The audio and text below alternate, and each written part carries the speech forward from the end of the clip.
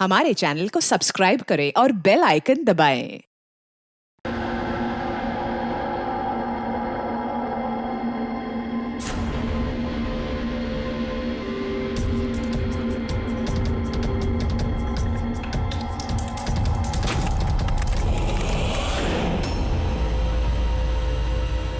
कौन है?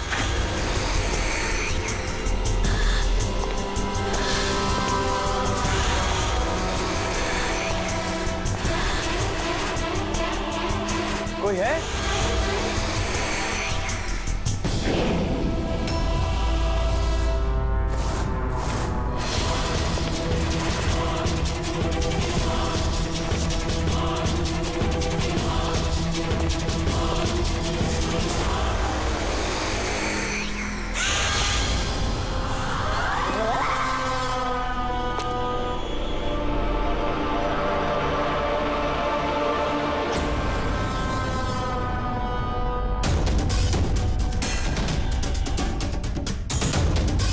कौन है वहाँ?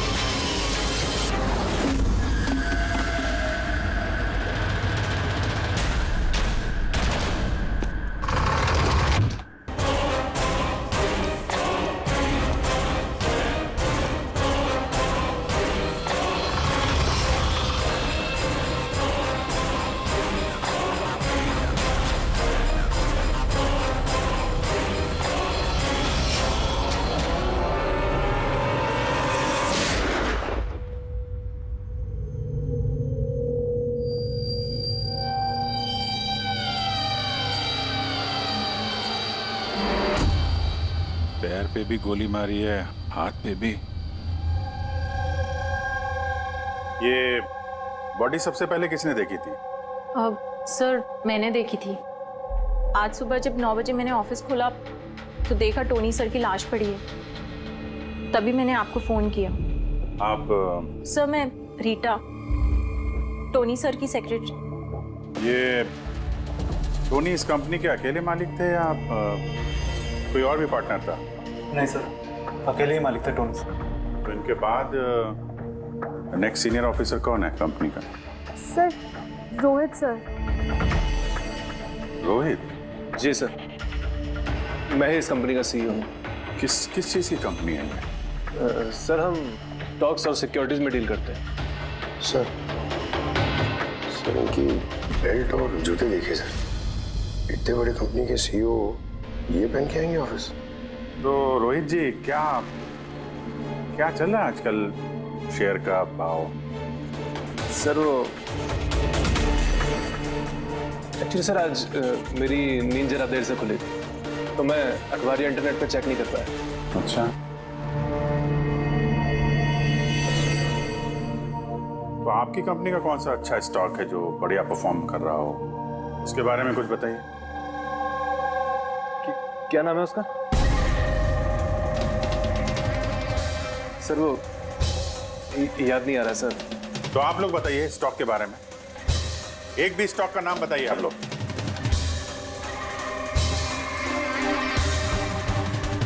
क्या हो क्या रहा है यहाँ पे? हैं? देखो सच बताओ, वरना टोनी के मौत के जुर्म में सब लोग फंसोगे।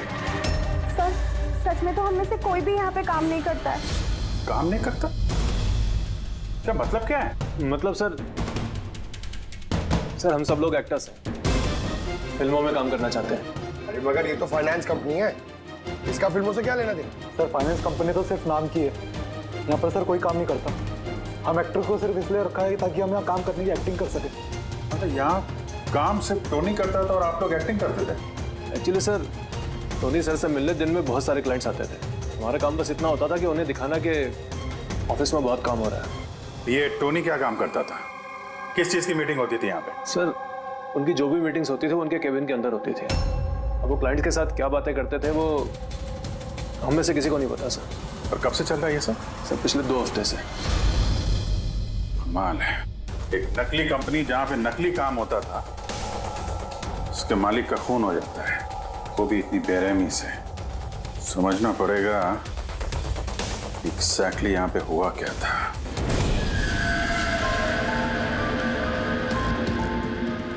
तो यहाँ पे टोनी को पहली गोली लगी है।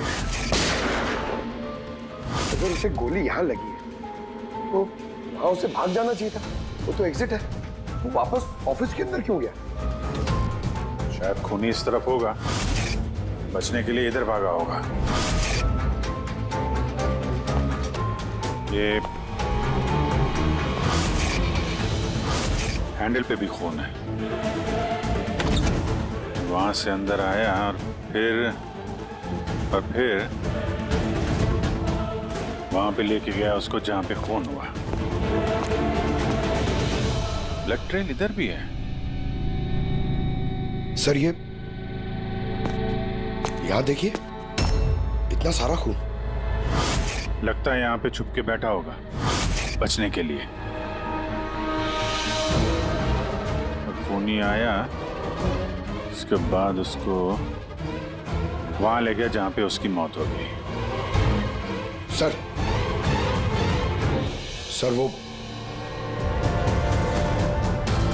पानी का बॉटल सर, पानी लग रहा है सर। है तो पानी, बॉटल में खून। बॉटल हाथ में थी या उससे मारा?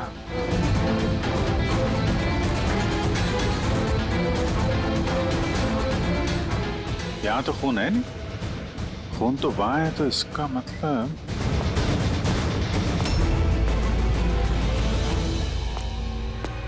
खून यहाँ पे है तो शायद ये बॉटल यहीं होगी। यहाँ पे छुपा होगा तो बॉटल हाथ में ली होगी बचने के लिए। यहाँ वहां जाते समय गिर गई।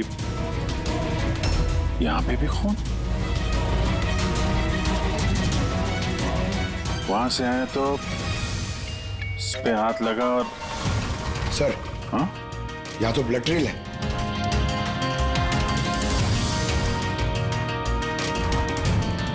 यहाँ पे क्या कर रहा था?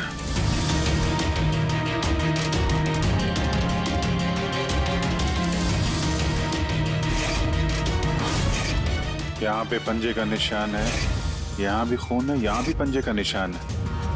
कुछ पकड़ रहा था या फिर? अरे क्या? ठीक हो? हाँ सर। गन छुपा के रखी है अंदर। शायद इसी को ढूंढने आया होगा, लेकिन इसके पहले गन तक पहुंचता खून ही पहुंच गया इसके। मगर सर ये ऑफिस में उसने गन क्यों छुपा के रखी? ऑब्वियसली उसकी जान को खतरा होगा। इतना गड़बड़ घोटाला करके रखा हुआ था यहाँ पे, एक्टर्स लोगों को हायर करके रखा था। पता नहीं कितने दुश्मन होंगे इसके। ये डायरी भी।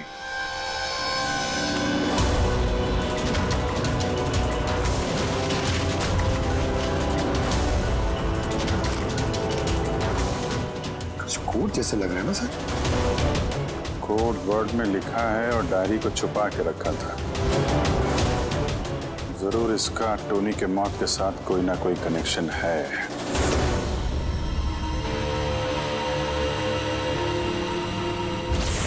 ये इसका बॉडी स्कैन चेक किया तुमने? वैसे स्कैन देखा मैंने, बाकी सब कुछ ठीक है। सिर्फ इसके एब्डोमेन में मुझे कुछ अजीब सी गोल गोल सी चीज नजर आ रही है। समझ में नहीं आ रहा क्या है। चलो देखें क्या। ये देखिए सर, ये जो गोल गोल सी चीज है ना तारिका, ये मेटेलिक चीज है, कोई समथिंग मेटेलिक।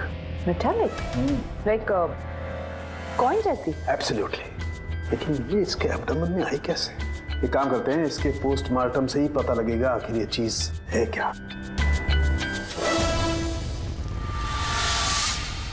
यस के टोनी के पेट में से ये 5 सिक्के निकले। बॉस, मैंने इन सिक्कों के बारे में पता लगाया। ये सिक्के किसी भी देश की ऑफिशियल करेंसी नहीं है। मगर सर, कोई अपनी मर्जी से ये सिक्के क्यों खाएगा? शायद खूनी ने टॉर्चर करने के इरादे से टोनी को मजबूर किया होगा ये सिक्के निकलने के लिए। कोई ना कोई कनेक्शन तो है इस सिक्कों का इस केस के साथ। ये जो टोनी के नकली एम्प्लॉइज हैं, इनसे पूछते हैं। तो बताइए, आप में से किसने ये कॉइन्स देखे टोनी के पास? नहीं सर, किसी ने नहीं। सर याद कीजिए, जोर डालिए अपने दिमाग पर, बताइए।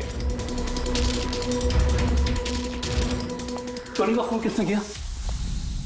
आप दोनों कौन? मैं दीनानाथ और ये शेखर। मैंने यहाँ फोन किया था। ऑफिस जाकर पता चला कि टोनी का खून हो गया। आप लोग कैसे जानते हैं टोनी को? मैं उससे सेट कॉइन्स खरीदता था। Set coins? ये है क्या एग्जैक्टली? सेट कॉइन एक ऑनलाइन करेंसी है। इसका व्यापार ऑनलाइन यानी इंटरनेट पे होता है। जैसे गोल्ड में और शेयर मार्केट में लोग इन्वेस्ट करते हैं, वैसे इसमें भी करते हैं। बस अंतर यह है कि ये फिजिकल फॉर्म में नहीं होता, गोल्ड कॉइन की तरह, है ना? नहीं सर, होता है ना। जैसे गोल्ड कॉइन होता है ना, वैसे ये कॉइन भी बाजार में मिलता है। टोनी उन चुनिंदा लोगों में से था जो इनका व्यापार करता था। एक मिनट दीनानाथ जी, क्या ऐसी कॉइन्स आपने खरीदी थी टोनी से? हाँ सर, मैंने ऐसे ही 10 कॉइन्स खरीदे थे और एक कॉइन की कीमत 3 लाख रुपए थी। ये देखिए। माय गॉड, ये तो ठीक वैसे ही है सर। सर, आप लोगों को तो अंदाजा भी नहीं होगा कि ये कॉइन्स खरीद के कितने लोग करोड़पति बन चुके हैं। इनकी कीमत भी दुगनी हो चुकी है। मैं तो और भी खरीदना चाहता था। शेखर को बुलाया था ताकि ये भी इन्वेस्ट करे। दीनानाथ जी, आपके साथ धोखा हुआ है। जी हाँ, ये जो सेट कॉइन्स है ना, ये इंटरनेट करेंसी, ये सोने के सिक्कों की तरह बाजार में नहीं मिलती। आपके साथ झूठ बोला टोनी ने। मेरे सारे पैसे डूब गए। इन कॉइन्स की कोई कीमत नहीं रही। दीनानाथ जी, इस टोनी की जैसे 420 दुनिया में बहुत है जो खुद के फायदे के लिए आप जैसे लोगों को फंसाते हैं। काश अपने पैसे इन्वेस्ट करने से पहले आपने थोड़ी जांच पड़ताल की होती। अच्छा, वो मैंने पैसे इन्वेस्ट किए, वरना मैं भी लूट जाता। अब मेरी बेटी की शादी कैसे होगी? मैंने अपनी सारी जमा पूंजी इसमें लगा दी, अपने प्रोविडेंट फंड्स के पैसे भी। सर, लगता है टोनी ने जानबूझ के थोड़े ज्यादा उम्र वालों को ही अपना निशाना बनाया है। उन्हें टेक्नोलॉजी और इंटरनेट के बारे में ज्यादा जानकारी होती नहीं है। हाँ सर। सर, कहीं ऐसा तो नहीं कि जिन जिन लोगों को टोनी ने धोखा दिया है उनमें से किसी ने टोनी का खून कर दिया? हो सकता है दया, बिल्कुल हो सकता है। टोनी के इस खूनी तक पहुंचने के लिए हमें पहले ये पता लगाना चाहिए कि टोनी ने कितने सारे लोगों को ये सेट कॉइन्स को लेकर फंसाया है। और फिर ये भी जानना बहुत जरूरी है कि टोनी के पेट में ये सेट कॉइन्स गए कैसे। सर, मैंने इस टोनी का पूरा इतिहास चेक किया। उसके पास कई नकली आईडी कार्ड्स थे। उस पर अलग अलग एड्रेसेस, अलग अलग फोन नंबर्स। सर, हमें तो ये भी नहीं पता है कि टोनी उसका असली नाम है भी या नहीं। और फिलहाल तो हमें ये भी नहीं पता सर कि ये सारे जुर्म उसने अकेले किए हैं या कोई पार्टनर भी है उसका। जाने जो कोड क्रैक हो जाए ना, वो कोड जो टोनी के ऑफिस वाले डायरी में मिला था, बहुत सारे सवालों का जवाब मिल जाएगा। सर, एक कोड क्रैक करने वाले एक्सपर्ट को हमने कांटेक्ट किया है। शायद बहुत जल्दी इसका हल निकाल लेगी वो। और ये जो टोनी का सारा ऑफिस स्टाफ आया था, ये जो एक्टर्स उसके ऑफिस में काम करते, उनको कैसे पता चला इस टोनी के बारे में? सर, एक अशोक नाम का कास्टिंग डायरेक्टर है, उसी ने ये सारे एक्टर्स भेजे थे टोनी के ऑफिस में। बस तो मिल लो इस अशोक से, मिल लो। सर कॉमेडी, रोमांस, हर इमोशन एकदम कूट कूट कर भरा है उसमें। क्या नहीं चलेगा? अच्छा ठीक है सर, मुझे थोड़ा टाइम दीजिए, मैं भी भेजता हूँ। ठीक है सर, ठीक है। अरे अशोक जी, मेरी फोटो भेज दीजिए ना। एक्शन, कॉमेडी, रोमांस, सब में नंबर 1 हूं मैं। देखो भाई, तुम हीरो तो बन नहीं सकते, एक कॉमेडियन का रोल है, करोगे? कॉमेडी? और हाँ, तुम्हारे चेहरे में मुझे एक कशिश दिखती है। एक आर्ट फिल्म के लिए मेरी बात चल रही है, तुम एक काम करो, एक ऑडिशन दे दो उसके लिए। अच्छा, क्या रोल क्या है? रोल एक पुलिस वाले का है। अरे ये तो मेरे बाएं हाथ का खेल है। पुलिस वाले का रोल करने का तो बड़ा एक्सपीरियंस है मुझे। एक्सपीरियंस है पुलिस वाले के रोल का? अरे रोज ही पुलिस वाले का रोल करते हैं। आप ये देखिए, ये सीआईडी असली है क्या? असली है, और जिस जेल में तुझे लेके जाएंगे ना, वो भी असली है। जेल? अब बजी दिमाग की घंटी। नहीं, कौन है ये? कौन है ये? हा? इसको एक्टर सप्लाई किए थे ना तूने, ऑफिस में काम करने की एक्टिंग करने के लिए। भूल गया तू? सर आपको जरूर कोई गलतफहमी हुई है। देख, सीआईडी के सामने एक्टिंग करेगा ना तो बहुत भारी पड़ेगा तुझे। यही 11 एक्टर भेजे थे ना तुमने टोनी के पास? हाँ याद आया, भेजा था मैंने, लेकिन सर काम करने की एक्टिंग के लिए नहीं भेजे थे, बल्कि टोनी ने मुझसे ये कहा था कि वो एक शॉर्ट फिल्म बना रहा है और उसको कुछ स्ट्रगलिंग एक्टर चाहिए। जो एक्टर तूने भेजे थे ना, उसका इस्तेमाल करके उसने बहुत बड़े घपले किए हैं। सर ये बात मुझे कैसे पता चलेगी? सर पूरे 12 में से किसी भी एक्टर ने मुझे ये बात नहीं बताई सर। 12? सर उसके ऑफिस में तो 11 लोग थे, ये 12वां कहां से आ गया? अच्छा, वो जो एक्टर भेजे थे उनकी लिस्ट दिखाना जरा। जी सर।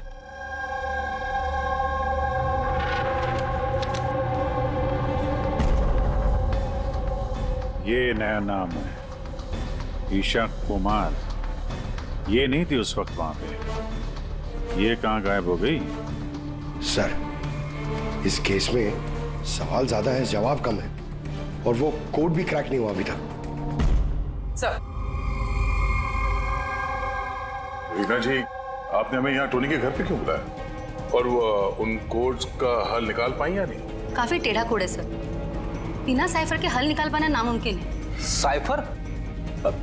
ये साइफर क्या होता है? साइफर कोई ऐसी किताब या डायरी होती है जिनके अंदर इन खुफिया कोड्स का राज छुपा होता है। फ्रेडी, जैसे अंडरवर्ल्ड की दुनिया में ये चीजों के नाम को कोड्स में इस्तेमाल करते हैं, जैसे गन है उसे घोड़ा कहते हैं, और कौवा मतलब मोबाइल, तो ये सारे कोड्स एक साइफर में होते हैं। अगर ये साइफर मिल जाए तो सारे सवालों के जवाब मिल जाएंगे। सर मुझे लगता है ये टोनी इस साइफर को ऐसी जगह रखता होगा जहाँ से उसे वो आसानी से देख सकता हो या पढ़ सकता हो।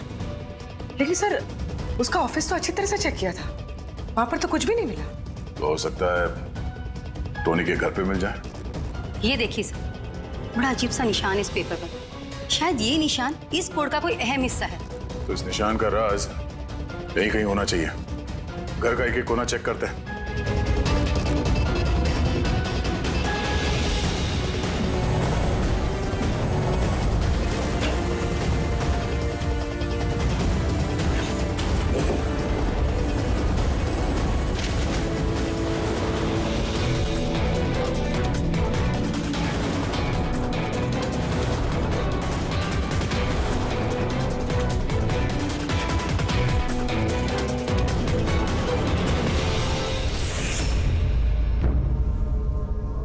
रीना जी, ये देखिए,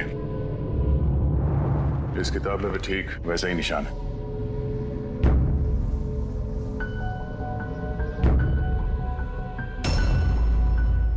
सर यही तो साइफर है। ये देखिए, इस पेज पर सिर्फ 7 सेंटेंसेस हैं और इसके हर सेंटेंस के फर्स्ट वर्ड को हम हाईलाइट करके देखते हैं।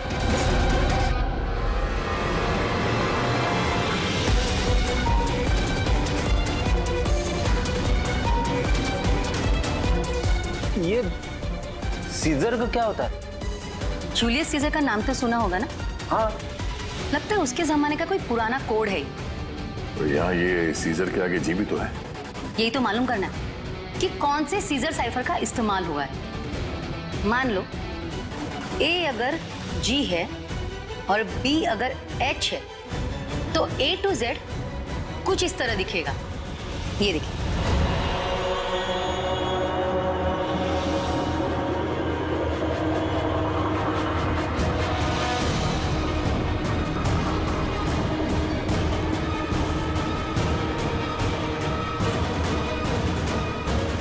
ये हो गया। अब हम इसे फॉलो करके देखते हैं कि हमारा कोड का मतलब क्या है। और हमारा पहला कोड है SUNGTQASGX-10। अब हम इसे मैच करके देखते हैं। SMUONHAN।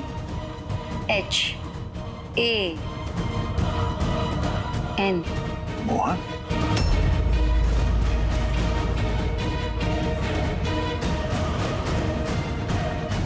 आपके पहले कोड का मतलब है मोहन कुमार 10।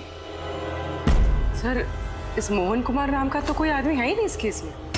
अगर है ना तो ढूंढना पड़ेगा। ये बाकी के सारे जो कोड हैं उनको भी डिकोड करते हैं। प्लीज कुणाल, तुम समझने की कोशिश करो। मैं पंकज से बहुत प्यार करती हूँ। प्लीज तुम मेरे और पंकज के बीच कभी मत आना। सच? तुम मुझसे इतना प्यार करती हो? Cut cut cut. कौन हो आप लोग? बीच में आगे पूरा शॉट खराब कर दिए। एक मिनट। आप लोग शॉट बाद में लीजिएगा, हमें ईशा जी से कुछ बात करनी है। CID मुझसे? प्लीज चलिए आप लोग प्लीज। ये फोटोग्राफ देखिए। टोनी, इसे पहचान दिया आप? इसका खून हो गया। क्या? मगर कैसे? ज्यादा ओवर एक्टिंग करने की जरूरत नहीं है, कैमरा ऑफ है। तुम बताओ कैसे खून हुआ इसका? मैं कैसे बता सकती हूँ आपको इसका खून कैसे हुआ? जिस वक्त इसका खून हुआ सारे नकली एम्प्लॉय उसके ऑफिस में थे, सिवाय तुम्हारे। कहाँ थी तुम? नकली एम्प्लॉय? कौन से नकली एम्प्लॉय? सर ये आप लोग क्या बात कर रहे हैं? मुझे तो कुछ समझ में नहीं आ रहा। टोनी ने तुम लोगों को हायर किया था ना उसके ऑफिस में क्लर्क की एक्टिंग करने के लिए। उसने तो मुझे अपनी मंगेतर का रोल प्ले करने के लिए पैसे दिए थे, वो भी बस एक दिन के लिए। मंगेतर का? हाँ सर, उसके माँ बाबूजी आए थे उससे मिलने और वो उन्हें दिखाना चाहता था कि वो शादी करने वाला है और वो अपनी जिंदगी में बहुत खुश है। उसने तुमको तो बताया होगा ना अपने माँ बाप के बारे में, सारी इंफॉर्मेशन दी होगी। जी हाँ, बहुत कुछ बताया था ताकि कुछ गड़बड़ ना हो जाए और मुझे याद रहे कब कौन से डायलॉग बोलने हैं। उसके माँ बाप के बारे में जितनी भी इंफॉर्मेशन है तुम्हारे पास, एक एक चीज सब हमें बताओ। Thank you sir. Codes decode हो गए। हर कोड से एक नाम मिला है और नाम के आगे एक नंबर। जरूर ये वो लोग हैं जिनको टोनी ने सेट कॉइन्स बेचे थे, और ये नाम के आगे जो नंबर है इसका मतलब है किसके पास कितने सेट कॉइन्स हैं। जैसे ये मोहन ने ये 10 सेट कॉइन्स खरीदे थे, चिराग 6, विजय कुमार 8, एक्सेट्रा एक्सेट्रा। मतलब खूनी इनमें से ही कोई एक है? लगता तो ऐसे ही है। इन सारे बारातियों को ब्यूरो में बुलाओ सेट कॉइन्स के साथ। सर, मैंने टोनी को नहीं मारा। आपने मुझे बताया तब तो मुझे पता चला कि टोनी का मर्डर हो गया। कल रात तुम कहाँ थे? कल रात मेरे सर में दर्द था तो मैं कल रात 10 बजे ही सो गया था सर। अच्छा, और कौन है आपके घर में? मेरे घर में बस मैं हूँ सर, और मेरा एक बेटा है जो विदेश में नौकरी करता है। मैंने तो अपने रिटायरमेंट फंड के 15 लाख लगाए थे इसमें। अब मुझे ये समझ में नहीं आ रहा है कि मुझे कैसे वापस मिलेंगे। गन रखते हो ना तुम? सर, मेरी गहनों की दुकान है, सिक्योरिटी एंड प्रोटेक्शन के लिए मुझे अपने पास गन रखनी पड़ती है सर। सर, सब कुछ तो आपको बता चुका हूँ, अब मैं आपको और क्या बताऊँ? जब तक खूनी पकड़ा नहीं जाता हम तो सवाल पूछेंगे। इस डायरी में उन लोगों के नाम लिखे हुए हैं जिन्होंने उससे वो कॉइन्स खरीदी थी, सेट कॉइन। उन लोगों के नाम और जितने भी कॉइन्स खरीदे थे वो सब पूरा का पूरा रिकॉर्ड इसमें है।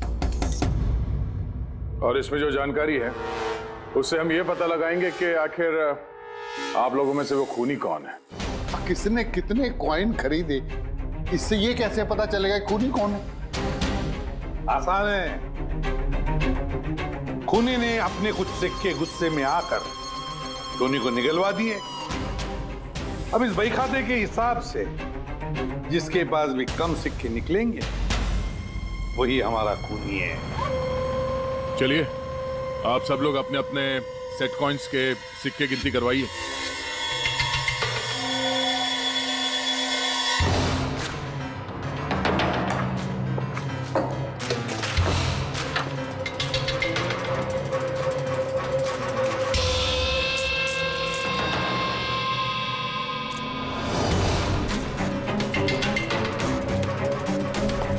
सर, सारे के सारे कॉइन्स हैं, एक भी कम नहीं। कोई भी कम नहीं? ये कैसे हो सकता है? अब तो यकीन हो गया ना आप लोग को कि हम निर्दोष हैं। अब ये क्या कहानी है सर? अगर ये सारे निर्दोष हैं तो फिर गुनहगार कौन है? ये तो अब टोनी के माता पिता ही बताएंगे। नहीं, ये नहीं हो सकता। हमारा बेटा नहीं मर सकता सर। आपको जरूर कोई गलतफहमी हुई है। हमारा बेटा तो अपने ईमान का इतना पक्का था कि वो किसी का 1 रुपया भी ना ले, और आप कह रहे हो उसने लोगों को ठगाया। मैं जानता हूं ये किसी भी माँ बाप के लिए सुनना आसान नहीं है, पर क्या टोनी की किसी के साथ कोई दुश्मनी थी? हाल फिलहाल में कोई लड़ाई झगड़ा हुआ हो? कैसा झगड़ा सर? वो तो इतना बिजी रहता था कि उसे हमसे मिलने का भी समय नहीं होता था। 3-3, 4-4 महीने बाद घर आता था वो। मिलने नहीं आता था? मतलब कि उसने कई जगह पर अपने ऑफिस खोल रखे थे। कहाँ और कहाँ पे ऑफिस था इसका? दिल्ली, पुणे। जिस शहर में ये टोनी रहा है कुछ ना कुछ घपला तो जरूर किया होगा उसने। कुंडली निकालो इसके पिछली जिंदगी की। सर, हाँ सर, दिल्ली और पुणे के police officers video conference call पे। गुड।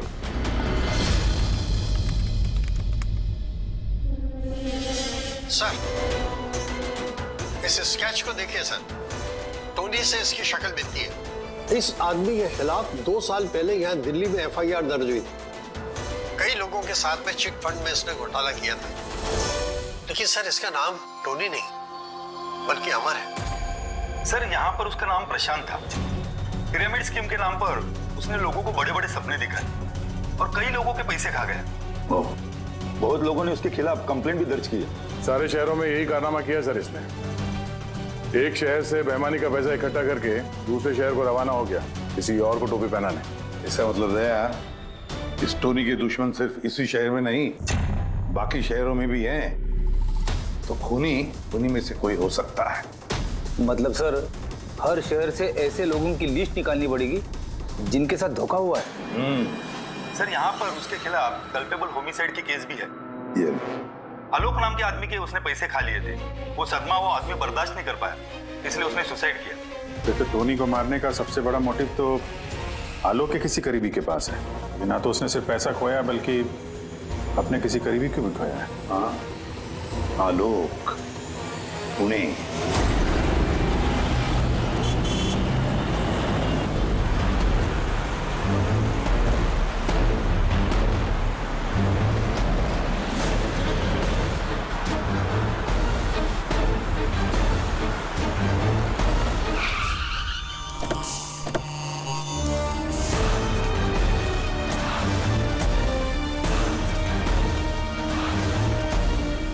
लगता है आलोक की बीवी सरिता घर पे नहीं है सर। हाँ गया, आज सुबह से नहीं है। आज का पेपर और दूध। पंकज सर, जाके जरा पड़ोसियों से पूछताछ करो। Excuse me. जी, मैं ऑफिसर पंकज हूँ, CID मुंबई से। हेलो सर, मैं पूनम। हेलो, ये सरिता यहाँ रहती हैं? ये हाँ, कहीं हाँ। गई हुई है बाहर, आपको पता है? वो तो नहीं पता। क्यों? कोई प्रॉब्लम हो गई है? इनके घर की कोई एक्स्ट्रा चाबी होगी आपके पास? सर, हाँ, ये पूनम जी है, सरिता की नेबर।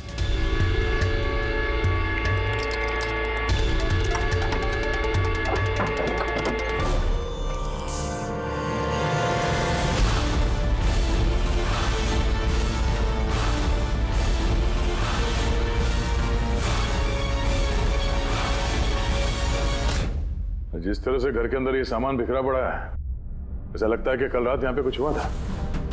हुआ तो था जरूर दया, कुछ न कुछ तो हुआ था।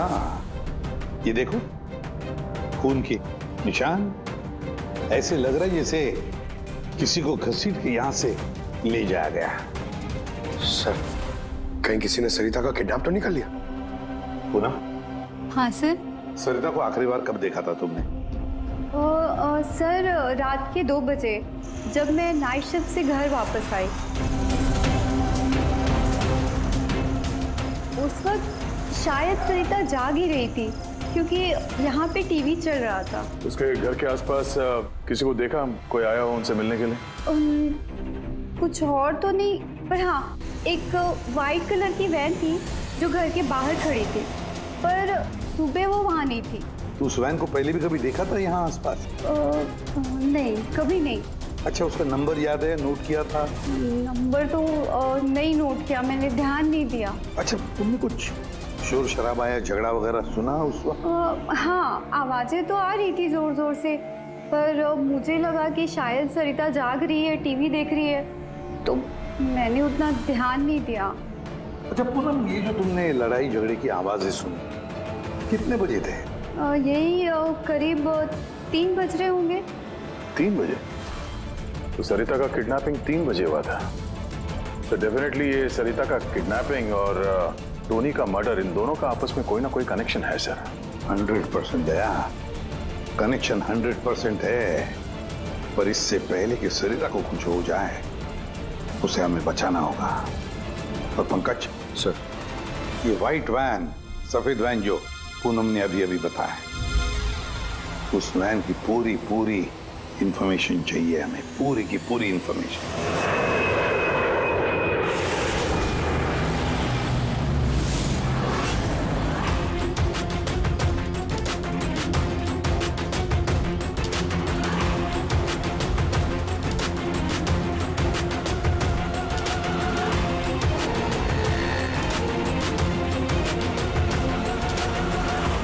सर, यही रास्ते से वो व्हाइट वैन क्रॉस हुई थी। ये रास्ता तो आगे हाईवे नंबर 15 से जाके मिलता है। कहीं ऐसा तो नहीं कि किडनैपर्स इस सरिता को शहर से बाहर ले गए हो? सर नहीं सर, क्योंकि वो आगे जो टोल नाका है उसमें गाड़ी क्रॉस नहीं हुई है। तो फिर जरूर किडनैपर ने सरिता को टोल नाका और सिग्नल के बीच में कहीं छुपा के रखा है। तो सर, इस सिग्नल और टोल के बीच में कोई तो रास्ता होगा जो अंदर जाता है, और शायद किडनैपर्स का अड्डा वहीं कहीं आसपास होगा। हाँ, चलो देखते हैं कोई रास्ता है क्या।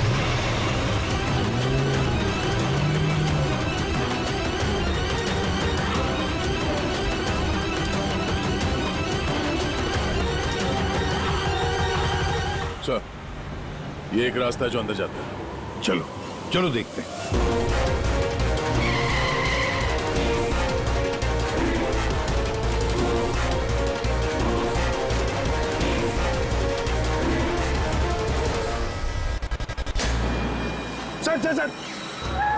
सर वो पीछे।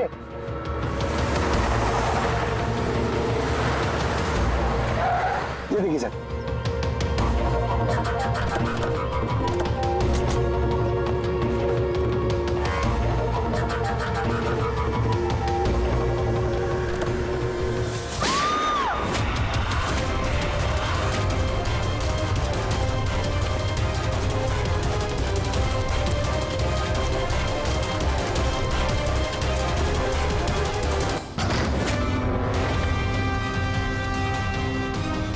My God, Sarita? सर अंदर कोई नहीं है। तुम ठीक हो? सर लगता है खूनी गाड़ी लेके बाहर। मैं देखता हूँ सर।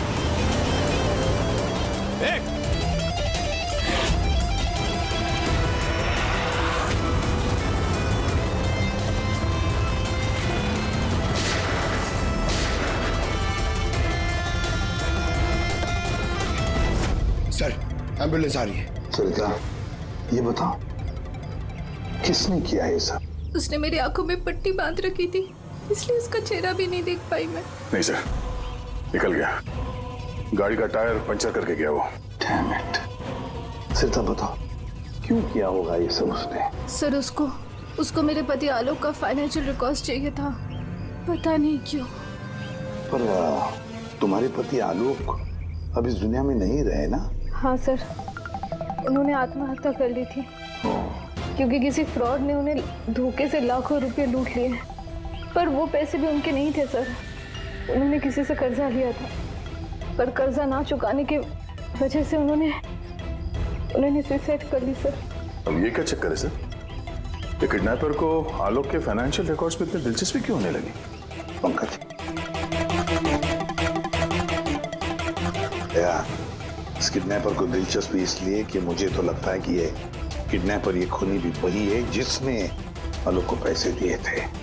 अब जैसे उसे पता चला कि आलोक इस दुनिया में नहीं रहा तो प्रॉब्लम आया, पैसे वसूल किससे करे।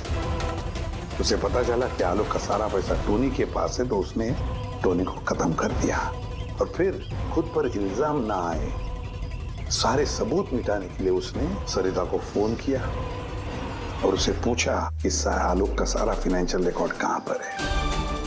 कौन हो सकता है ये? सरिता सर, एक काम कर सकती हो? हाँ सर। आलोक की फाइनेंशियल रिकॉर्ड्स हमें दे सकती हो?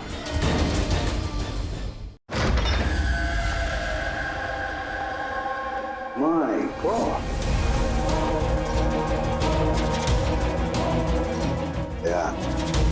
ये मुजरिम जो भी कोई है हमसे पहले यहाँ पहुंच गया और देखो लगता है सारे सबूत जलाकर राख करने की कोशिश की है उसने। बस सर उस कंप्यूटर के साथ कुछ करना दिया हो जिसमें आलोक के फाइनेंशियल रिकॉर्ड्स हैं। तो फिर देखो जरा कोई कंप्यूटर या लैपटॉप वगैरह मिलता है क्या? सर, हाँ, लैपटॉप मिल गया। वंडरफुल। सर, आलोक फाइनेंशियल फाइल। गुड। अब इसकी फाइल ओपन करने की कोशिश करो, जरूर उसमें उसके कर्जदारों की लिस्ट मिलेगी हमें। खुल गया सर। इससे तो कई सारे लोगों से कर्जा लिया है सर, और सबसे ज्यादा कर्जा दिया है शेखर ने। शेखर? कहीं वही शेखर तो नहीं जो दीनानाथ के साथ हमसे मिलने आया था? नहीं दीनानाथ, ये शेखर। हाँ सर, वही है। तो दया, इस शेखर का पिंजरे में जाने का वक्त आ गया। वो सफेद वैन तो मिल गई सर, पर शेखर का अभी तक कुछ पता नहीं चल पाया। सर, शेखर भले ही खून करके भाग गया हो लेकिन ज्यादा दूर नहीं जा पाएगा। फिर भी कुछ ना कुछ तो गड़बड़ जरूर है इस केस में, पता नहीं क्यों लेकिन सही नहीं लग रहा है मुझे। क्या हुआ सर, आपको कुछ और लग रहा है क्या? अब जिस तरह सोचो, ये सरिता का किडनैप होना, उसके बाद में हमें बड़े आसानी से वो सफेद वैन मिलना लावारिस पड़ी हुई, उसके बाद में आलोक की फाइनेंशियल रिकॉर्ड जिसमें शेखर का भी नाम है वो भी बड़े आसानी से मिले हमें। हाँ सर, फाइनेंशियल रिकॉर्ड लैपटॉप के डेस्कटॉप पे था। यही तो मैं कह रहा हूँ दया, गड़बड़ है। हालांकि ये ऐसे फाइनेंशियल रिकॉर्ड्स अलग से फोल्डर में होने चाहिए, पासवर्ड प्रोटेक्टेड होने चाहिए ना। सर, लेकिन अगर हमें वो सुराग मिल रहे हैं तो ये तो अच्छी बात है ना। नहीं पंकज, हमें सुराग मिल नहीं रहे हैं, सुराग हमें दिए जा रहे हैं एक के बाद एक, एक के बाद एक। इसीलिए तो मैं कह रहा हूँ ना, गड़बड़ है, कुछ ना कुछ तो गड़बड़ जरूर है। हमें गुमराह करने की कोशिश हो रही है। टोनी के बारे में आपको जो कुछ भी याद है जरा डिटेल में बताइए। बात करने में, लोगों को बड़े से बड़े सपने दिखाने में बहुत अच्छा था ये टोनी। ऐसे किसी से घुल मिल जाता था केवल 2 मिनट में कि जैसे आपको लगे कि दुनिया में उससे अच्छा आपका कोई दोस्त है ही। और हाँ सर, आलीशान पार्टीज वगैरह रखी थी उसने अपने इन्वेस्टर्स के लिए। उन पार्टीज की तस्वीरें हैं आपके पास? सर, हाँ सर, पूर्वी ने ये फोटो भेजी है, सस्पेक्ट के घर से मिली है। अच्छा, तो ये है वो इस पूरे खेल के पीछे। मतलब शेखर भी इसी के कब्जे में होगा सर? इसका फोन ट्रैक करो, शेखर की जान को खतरा है, शेखर को बचाना होगा।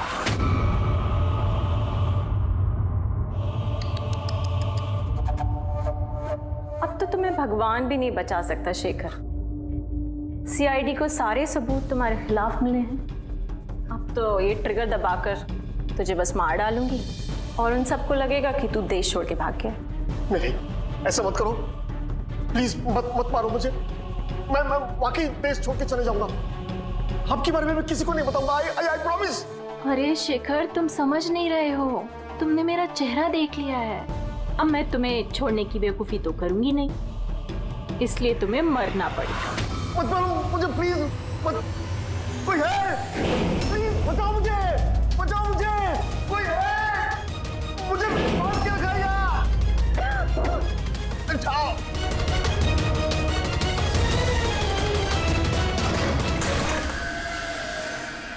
उठ उठ।